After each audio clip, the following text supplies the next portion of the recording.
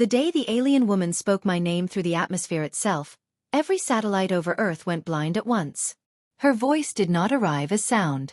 It arrived as pressure, as memory, as a weight on the soul. Oceans stilled. Aircraft lost power. Millions of people dropped to their knees without knowing why. And in the middle of it all, standing alone on a desert launch platform, I heard her clearly. "Human, I came here because my daughter wants to see you."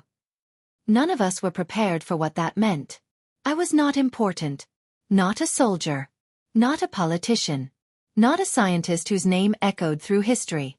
I was a systems archivist for the Terran Memory Array, a man whose job was to catalog the last clean backups of humanity's past before the wars erased them. A man with too much guilt and too many nights spent talking to ghosts in data. So when the sky itself bent inward and a structure the size of a continent unfolded above Earth, I knew something had gone terribly wrong. That was only the beginning. The vessel did not descend. It simply existed, rewriting gravity around it. Cities lost their tides. Time lagged by fractions of seconds. People aged unevenly beneath its shadow. Governments tried to speak. Weapons tried to lock on. Nothing worked. Then she arrived. The alien woman stepped into the air as if it were solid ground, tall and luminous, her form wrapped in layered light that shifted like breathing fabric. Her eyes held galaxies collapsing in slow motion. She looked at Earth the way one might look at a fragile relic already cracked.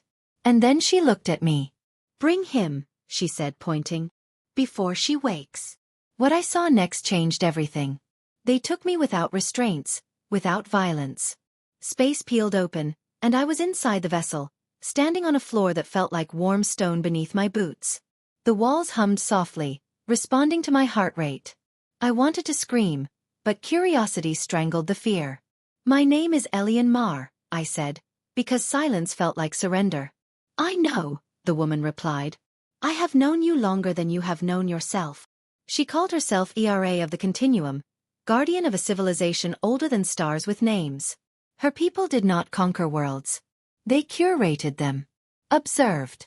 Preserved. And when necessary, ended them.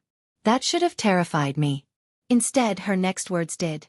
"My daughter is dying," CRA said. "And you taught her how to feel." But that was impossible. I had never left Earth. I had never met an alien child. Yet as she guided me deeper into the vessel, past chambers of suspended suns and corridors lined with living equations, fragments of memory stirred, late nights, experimental code, an unauthorized project I'd buried years ago. The Echo Seed.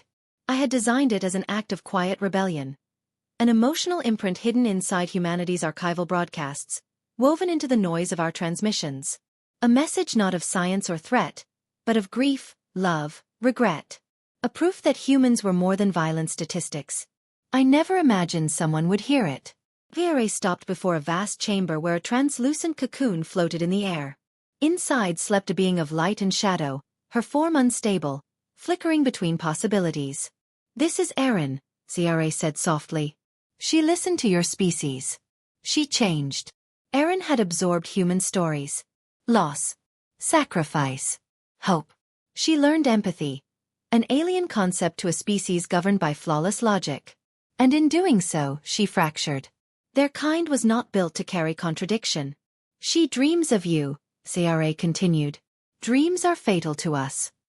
I felt the weight of it crush my chest. My message had infected a godchild with humanity.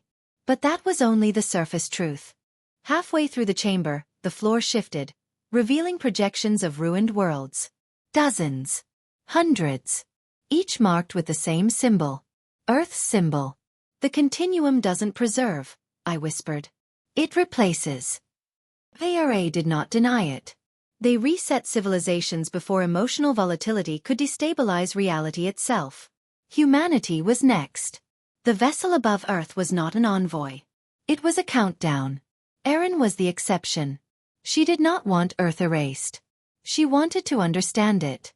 "Understand me. You are the variable," CRA said. "The dilemma we cannot solve. If Erin lived, Earth might survive. If she died, the continuum would proceed. And her death would be painless. Logical. Necessary. I had never hated logic more. They connected me to Erin's cocoon. Memories flowed both ways. I felt her confusion, her wonder, her fear of becoming something broken. She felt my regret, my loneliness, the ache of creating something meaningful in a universe that rarely rewarded it. Around us, the vessel began to tremble. Factions within the continuum were moving. Time was collapsing into decision. Ara watched us with an expression I finally recognized as terror. Not for Earth. For her child. Then came the twist none of them anticipated. Erin wasn't dying from emotion. She was evolving. Her instability was birth, not decay. A hybrid state, logic fused with empathy, capable of creating rather than erasing. But evolution requires loss. She can live, I said, understanding the cost. But she won't be yours anymore. Erin would become something new. Something beyond the continuum's control. And they would never allow that. So I made the only choice left. I volunteered to stay. To anchor her transformation, a human mind had to merge permanently with hers. Not as ruler. Not as God. As ballast. As memory. As proof. Ara's scream shattered 3 dimensions. As the merge began, Earth disappeared from my sight. I felt myself stretch, dissolve, rewrite. Pain gave way to clarity. Fear to purpose. The vessel above Earth folded inward, collapsing into a point of light that rained harmlessly across the planet like snow. The continuum withdrew. The countdown ended. Humanity never knew how close it came. Years later, decades, centuries, time lost its edge. Erin watched Earth grow. She protected it quietly, subtly, nudging probability instead of rewriting fate. She carried my voice within her, a reminder of fragile beauty. Ara visited once, standing at the edge of a newborn star. My daughter still asks about you, she said. Erin smiled with my memories. Tell her, she replied, that I finally understand what it means to be human.